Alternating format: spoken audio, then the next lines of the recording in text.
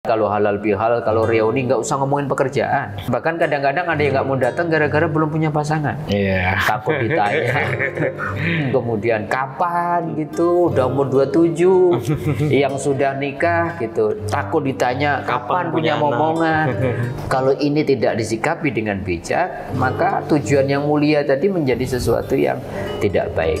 Maka bagi pelaku siapapun kita yang mau datang ke reuni halal bihalal, lurusin niat. Kemudian kalau bisa jangan membincangkan sesuatu yang tanpa kita sadari akan membuat penyakit ain. Penyakit ain itu penyakit yang disebabkan ketika orang melihat apa yang kita pakai, apa yang kita kendarai, kemudian timbul rasa irinya, dan itu penyakit itu menimpa kepada orang yang memakai atau datang itu, dan itu Masya Allah dalam banyak kasus kemudian tiba-tiba sakit aja secara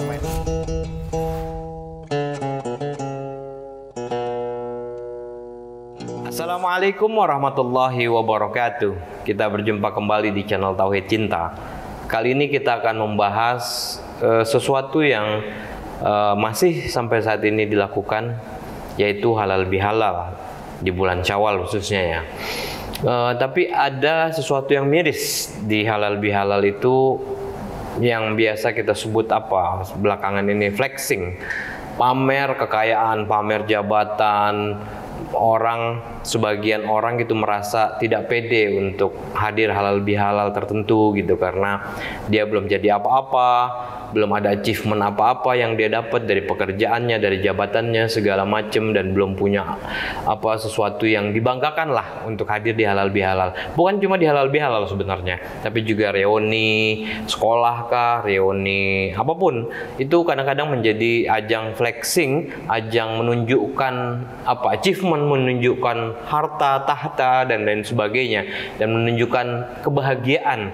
Apakah itu kebahagiaan sejati? Bisa jadi itu kebahagiaan yang ditunjukkan, kebahagiaan yang semu. Bisa aja mobil yang dia bawa itu mobil pinjaman, atau jabatannya itu dia bikin perusahaannya sendiri tapi belum ada legalnya segala macam, dan dia mendaku-daku sebagai direktur dan lain sebagainya. Misalkan kita akan membincang ini dengan Ustadz Mukhlisin Aziz. Beliau adalah pembina di channel Tauhid Cinta ini. Assalamualaikum Ustadz. Assalamualaikum warahmatullahi wabarakatuh. Halal bihalal, minal aidin wal faizin kita nih. Udah lama ya nggak ketemu. Iya, udah lama nggak ketemu. Ya di mana-mana masih banyak yang halal bihalal di kantor, masih sawal soalnya. Dan halal bihalal itu ya bagi sebagian orang senang menghadiri halal bihalal karena manfaatnya yang luar biasa gitu ya. Tapi juga ada sebagian yang lain merasa ngapain sih ikut halal bihalal atau reuni gitu ya, karena itu menjadi ajang flexing aja, nunjukkan kehebatan, nunjukkan jabatan gitu, harta dan lain sebagainya. Jadi hilang makna silaturahimnya, hilang makna esensi dari halal bihalal itu atau reuni itu sendiri. Gimana Ustaz? Iya, saya kira halal bihalal itu kan khas Indonesia ya. Kalau kita ngobrolin halal bihalal di Timur Tengah bahkan bingung apaan itu ya. Apa maknanya? Paling kalau di kamus-kamus ini disebutnya al-haflah, al-haflatu ba'da yaumil id gitu. Acara-acara setelah Idul Fitri. Tetapi ini saya kira Mas Rifki tadi sampaikan halal bihalal itu kan sebenarnya maknanya luar biasa ya. Sesuatu yang digagas oleh Kiai Haji Mbah Wahab Hasbullah. Karena situasi saat itu memang orang itu hablum minan nasnya itu lagi kusut ya, saling curiga dan sebagainya, bahkan kemudian saling mengharamkan dalam arti berprasangka buruk terhadap pihak lain, karena konteksnya tahun itu 1948 masih gejolak politik, baru merdeka, sehingga kemudian beliau Mbah Wahab Hasbullah atas pertanyaan Bung Karno kemudian menyarankan bikin aja silaturahim katanya. Kata Bung Karno, silaturahim biasa aja gitu. Apa yang menarik agar semua tokoh politik anak bangsa itu mau kumpul. Akhirnya sekarang kan lagi berantem nih. Lagi pengen ngerasa siapa yang paling berjasa untuk merdeka. Bikin halal, bikin sesuatu yang makruh, yang tidak menyenangkan atau bahkan yang haram dirubah dengan halal bihalal. Maka tercetuslah di tahun itu 1948 setelah Idul Fitri diadakan halal bihalal di istana, dan sampai sekarang jadi tradisi yang baik. Maknanya bagus Mas Rifki. Satu metode sosial agar hubungan kita ini yang bersifat makro tidak menyenangkan, bahkan yang haram terselesaikan. Halal bihalal. Anak sekarang kosong-kosong lah. Tapi dengan syarat kosong-kosongnya jangan kosong-kosong aja. Kalau punya utang dibayar dulu. Kalau pernah memfitnah, ya ngomong lah saya dulu pernah tidak baik sama Anda, sehingga selesai. Masalahnya kan kemudian dalam konteks pelaksanaan halal bihalal ada side effect lah. Jadi ada efek-efek negatif yang itu tadi disampaikan oleh Mas Rifki. Di situ banyak orang kemudian ada, udahlah ngapain datang ke reuni, datang ke halal bihalal, toh nanti masing-masing orang pakai baju yang terbaik, pakai kendaraan terbaik, atau bahkan membincangkan tiba-tiba saya punya jabatan ini dan itu, sehingga orang kemudian ada yang terasa tidak nyaman. Dalam konteks itu saya kira yang pertama, kalau kita mau datang halal bihalal, lurusin niat. Niatnya betul-betul bahwa setelah Idul Fitri tersucikan dosa-dosa kita yang berhubungan dengan Allah, ada dosa yang berhubungan dengan manusia ini.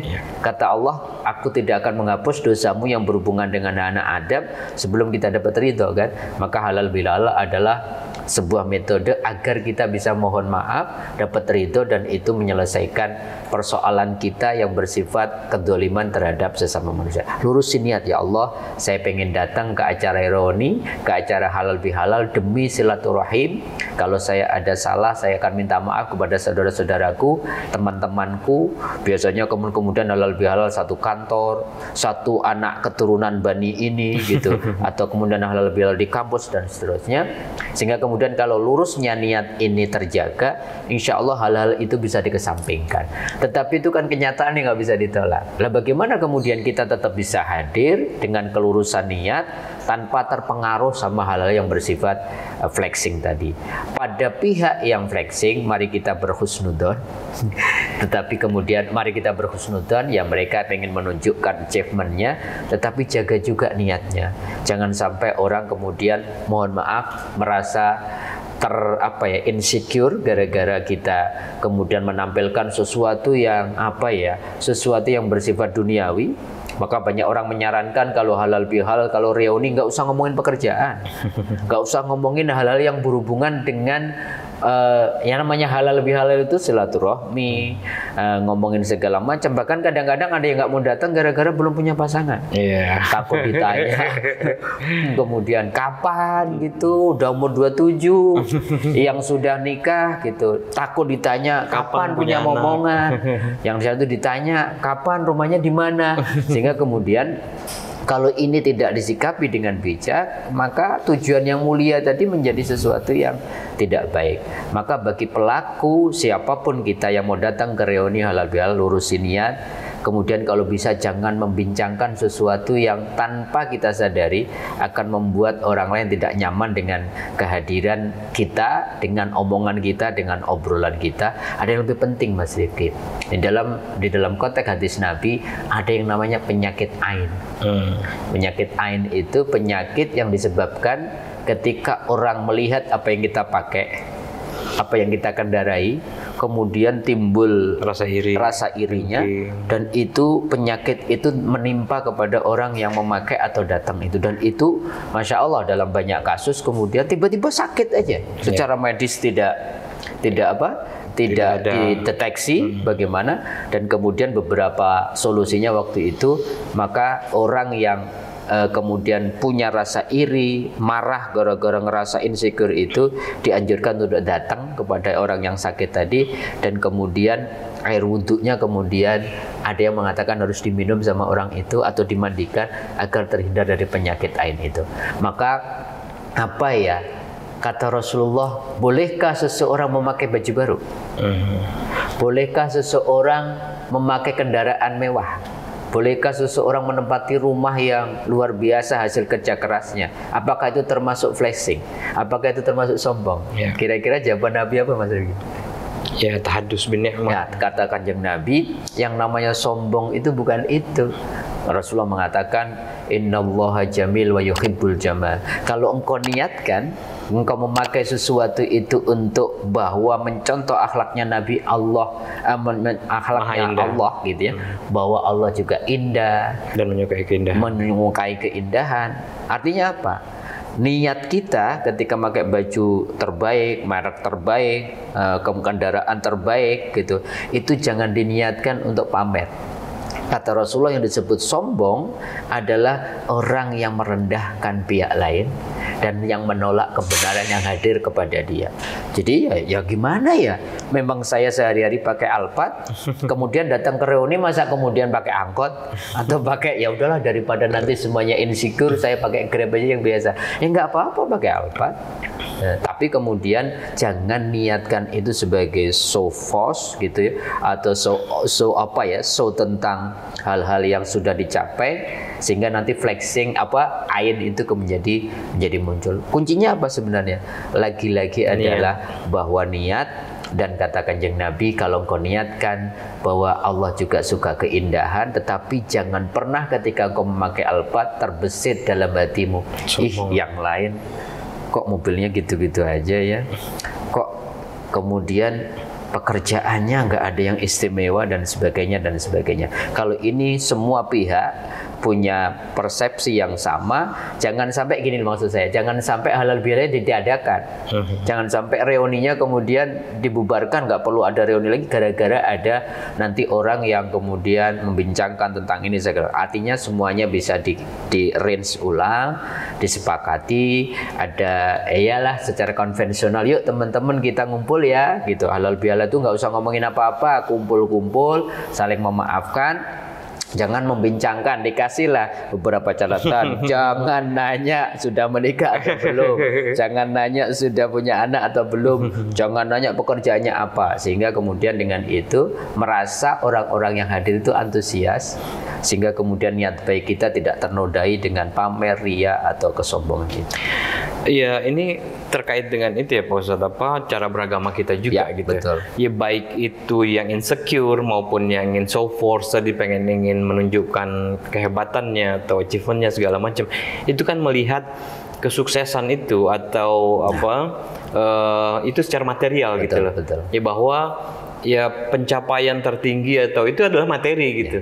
Yang berkaitan dengan jabatan, dengan kehormatan, dengan status sosial, dengan harta, benda, segala macam gitu. Padahal kan tujuan dari silaturahim itu bukan itu. Betul. Ya ada hadis yang mengatakan man kana yu'minu billahi wal yawmil akhir falyasil rahimah. Ya barang siapa yang beriman kepada Allah dan hari kiamat, ya hendaklah dia melakukan silaturahim. Ya begitu banyak ya manfaat dari silaturahim, mempermudah rizki, memperlancar rizki, segala macam, panjang umur dan lain sebagainya.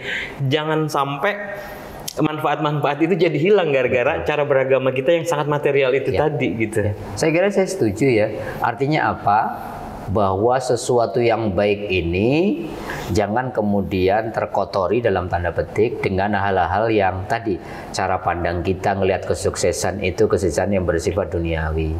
Kenapa sih kita nggak sepakati bahwa kemuliaan seseorang itu karena orang punya integritas, hidupnya sederhana, achievementnya itu achievement dalam konteks keilmuan, keimanan, ya, akhlak yang mulia dan sebagainya. Maka problem manusia modern kan itu, Mas. Mereka lelah untuk mencapai achievement yang bersifat dunia yang nggak pernah ada habisnya, karena mereka menganggap bahwa penghormatan seseorang hari ini dunia modern itu pada achievement yang bersifat duniawi, sehingga orang berlomba-lomba tawaf setiap hari Senin sampai Jumat untuk menggapai sesuatu. Bahkan kata Kanjeng Nabi, sayati zamanun, nanti di akhir zaman itu ada orang, ada satu masa orang nggak peduli lagi halal haram gara-gara tadi pengen dianggap ada yang bersifat duniawi gitu. Ego sumnya sudah berubah gitu, bukan berpikir dianggap ada. Kalau saya punya Alphard dianggap ada, kalau saya punya merek tertentu, pakai merek tertentu, saya dianggap ada. Mungkin keadaan itu kok keadaannya apa maksudnya? Dianggap ada itu makanya ditempelkan dengan sesuatu yang bersifat duniawi, sehingga betul tadi silaturahmi yang luar biasa.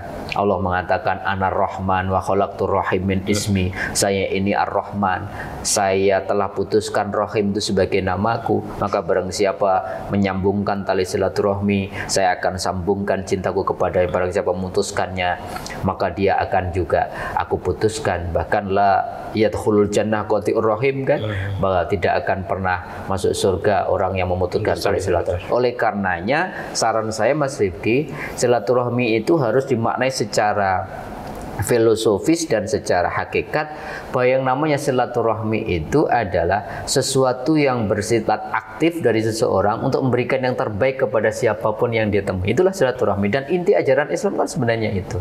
Maka dalam halal bihalal, dalam reuni, kalau silaturahmi dimaknai dengan itu, masing-masing datang dan niatan baik, saya akan berikan yang terbaik bagi siapapun yang hadir di acara halal bihalal itu. Yang terbaik berarti apa? Punya makanan terbaik di bawah, apa namanya, potlot ya? Potluck. Jadi kok jadi potlot? Potlot, masing-masing bawa makanan. Saya punya informasi pekerjaan yang terbaik, saya kasih informasinya. Saya punya apa ya? Punya bisnis, nanti saya informasikan saya lagi butuh nih partner. Jadi semua berkontribusi secara aktif memberikan yang terbaik. Kalau itu yang terjadi, itulah yang disebut oleh Rasulullah laisal wasil, bukan yang disebut silaturahmi itu bil mukafi, orang cuma membalas kunjungan ya. Tapi wa innal wasil, sesungguhnya silaturahmi itu man quti'at rahimahu wa shalah, orang-orang yang kemudian diputuskan tali silaturahminya, dia menyambungkannya. Waqti man haramaka, berbagilah sama orang yang pelit dengan Anda gitu ya. Dan kemudian wasil man qata'aka, sambunglah sama orang-orang yang memutuskannya, maafkan orang-orang yang mendolimimu. Maka selain niat yang lurus, ayo yang datang itu dengan niatan, ya Allah, walaupun saya nggak punya harta, nggak punya ini, saya punya apa ya? Saya punya informasi, saya punya doa terbaik, sehingga masing-masing orang aktif, namanya silah itu berbagi rahim kebaikan, sehingga kemudian flexing pelan-pelan tanpa sadar bukan menjadi tujuan utama kita. Walaupun ya ada yang datang pakai kendaraan terbaik, ada yang pakai merek tas terbaik, tapi semuanya datang dengan niatan baik untuk berbagi kebahagiaan bagi siapapun yang hadir di acara itu. Itu keren sekali. Oke, terima kasih Ustadz, luar biasa ini ya. Ya, bahwa silaturahim itu jangan direduksi maknanya. Ya. Allah menitipkan namanya, cintanya di dalam silaturahim itu. Nah, di situ ada cinta gitu loh. Ya, cinta tidak lagi mengunggulkan ego, aku kamu gitu, tapi cintanya itu gitu loh. Sudah kita ya. Iya, udah kita, us gitu loh, bukan I love you gitu. I-nya hilang, you-nya hilang gitu, tinggal love di situ gitu. Nah, mari sama-sama hati-hati ketika bersilaturahim, hati-hati ketika halal bihalal, dan hati-hati ketika reuni. Jangan sampai kita flexing yang akhirnya terjebak pada penyakit ain tadi ya Ustaz ya. Dan juga perbaharui niat kita, jangan insecure juga, karena disitulah letak keberkahan dalam silaturahim, dalam reuni maupun dalam halal bihalal. Terima kasih atas partisipasinya. Mohon maaf atas segala kurangan. Wassalamualaikum warahmatullahi wabarakatuh.